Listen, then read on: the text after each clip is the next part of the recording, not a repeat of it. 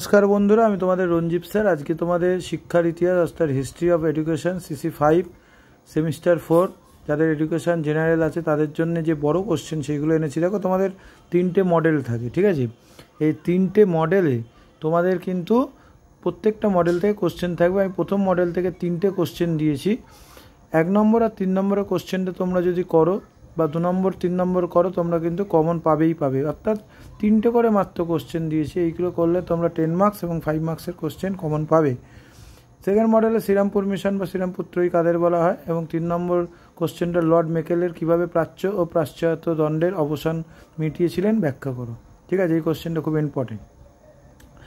এছাড়া তোমাদের 4 নম্বরে যে কোশ্চেনটা আছে গ্রামীণ বিশ্ববিদ্যালয় রাধাকৃষ্ণন কমিশনের বা রেভারেন্ড উইলিয়াম অ্যাডামস কে ছিলেন তার তৃতীয় রিপোর্ট সুপারিশগুলো আলোচনা করো।